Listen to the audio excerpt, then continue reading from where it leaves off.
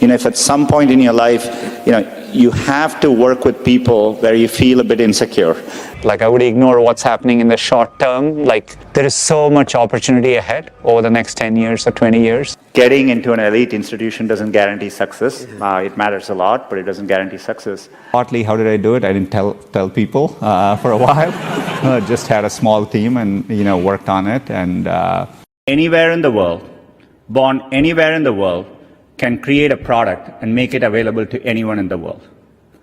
The most used messaging app in Southeast Asia was built by a young man born in Ukraine who moved to the US. And the 3 most popular viral games in the US in recent years came from entrepreneurs in Finland, Ireland, and Vietnam. You're the ones building the next Google, the next Spotify, the next Tesla, the next, well, we don't even know, but what I know is it's the idea that matters. It didn't matter where you come from or what your background is. One revolutionary idea, one brilliant invention can unleash other entrepreneurs to revolutionize industries in ways you could never predict. My question is, how much power you have as a CEO of Google? Can you change the Google Doodle to IIT KGP building for a day?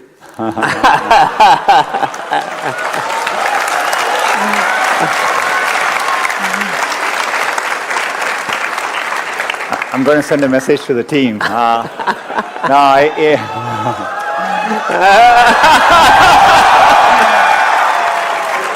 Before you get too excited, the good news is Google is set up in a way, I think even if I send that email, they wouldn't do it. And here's the reason why. I think we have, we build an organization with strong ideals and values on when we show doodles, for what occasions. And it's less about what I want to happen as much as, we have a set of rules to go by. At the time Eric was our CEO, Eric Schmidt, and, I remember him being angry once and say, because he realized we were trying to build a browser, and he was like, do you know what it takes to build a browser? It takes because he had gone through the browser battles. He definitely didn't, was hesitant for us to do it. Partly, how did I do it? I didn't tell people for a while. Just had a small team and, worked on it. And only when we had something to show, we had a chance to show the product, and that got people excited. And so, but it is, it's a good lesson. I think if you have a set of committed people, passionate people, you can achieve, even I couldn't have foreseen what it would eventually become, but shows the power of a small group of committed people. You will have many opportunities to reinvent yourself, and so so I think it's worthwhile taking risks and trying to do something you're really excited by. And if the first attempt you don't do it, you can try again, and things tend to work out in the long run. You will make the world better in your own way, even if you don't know exactly how.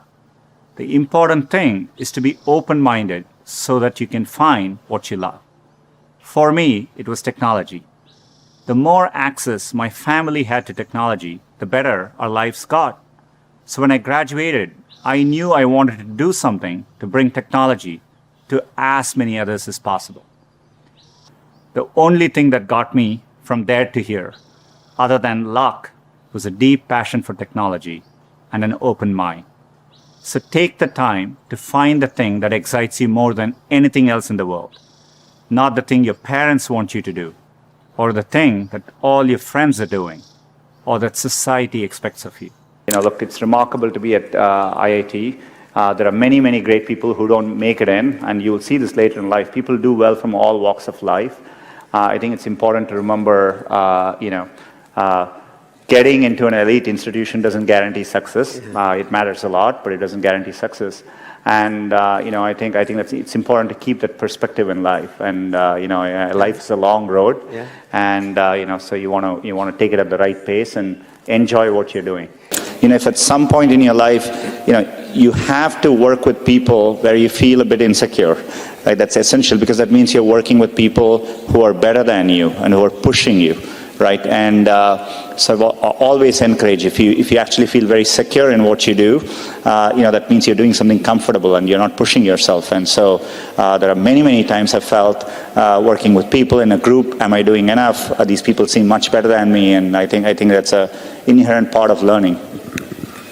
I came from South, I came from Chennai. I'd learned Hindi in school, but I never spoke it much.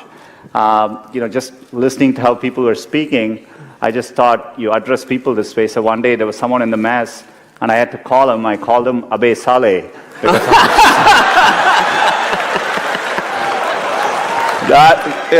That's how, in my first couple of weeks, I thought you call people that way. It was quite,